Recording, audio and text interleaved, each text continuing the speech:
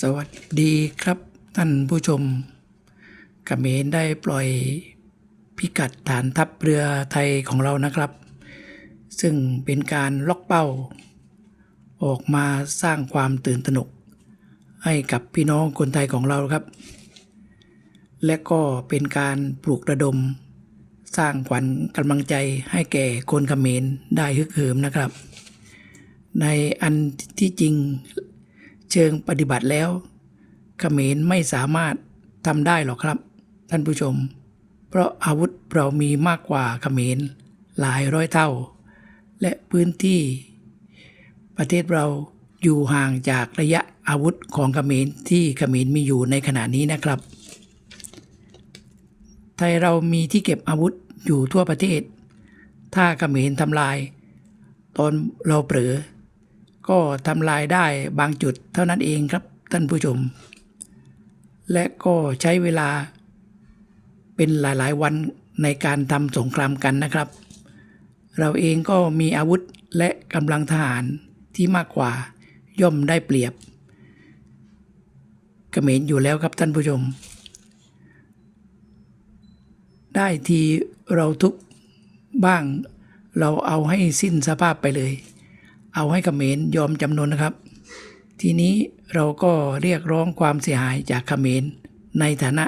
ผู้แพ้สงครามรับรองได้ว่าฮุนเซนนะครับเสียชีวิตแน่นอนเลยครับผมรับรองได้เลยครับท่านผู้ชมเราไปชมคลิปบางช่วงบางตอนกันนะครับ27 ថ្ងៃចន្លោះពី1ទៅ1 100 ម៉ែត្រជាងអាហ្នឹងមិនមែនរីសតទេបងប្អូនកន្លែងទាហានកន្លែងឃ្លាំងដាក់គ្រាប់ឃើញគេទុកដាក់ចម្ងាយរបស់គេហើយមានរបងផ្ទាំងថ្មការពារហើយមកប្លុកធំណាកន្លែងគេនេះដល់នេះទៀតណាតែជានេះច្រឡំថារីសតនេះផ្លូវនេះរីសតតែមកនេះកន្លែងហ៊ានបាទនេះកន្លែងជើងទឹកគេ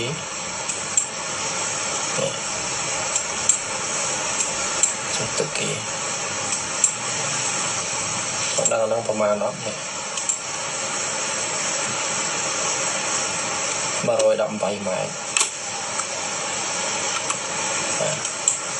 បានគ្រឿង2 4 5អានេះតូចល្បាតនេះអានេះក៏មិនតូចដែរឃើញអញ្ចឹងថាតូចមើលមកអានេះប៉ុន្មានម៉ែត្រនេះ40-50 ម៉ែត្រដែរបងប្អូននេះតូច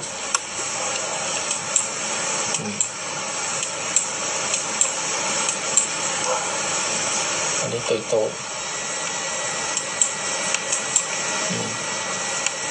គួរសមដែរច្រើន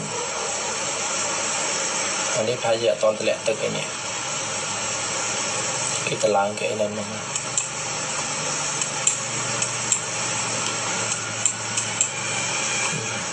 ដល់đấyទៅលៀនអញ្ចឹងទៅអានេះកន្លែងទាហានមានកន្លែងទេសចរកន្លែងអីទេនេះហ៊ាន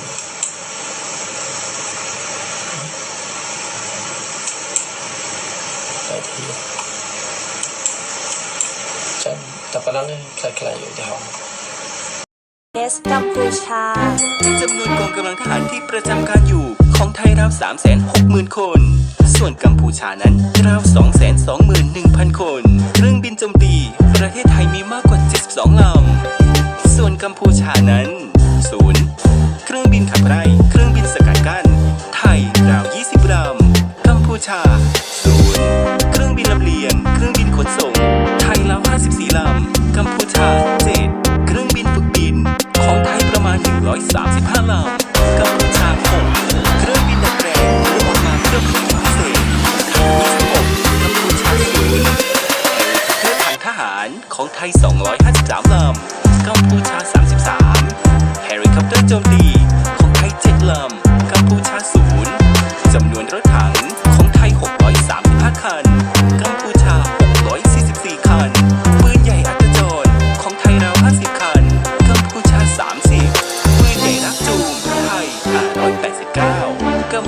430 จำนวนเรือบรรทุกเครื่องบิน ไทย 1 ลำ คือเรือหลวงจักรีนฤเบศรส่วนกัมพูชา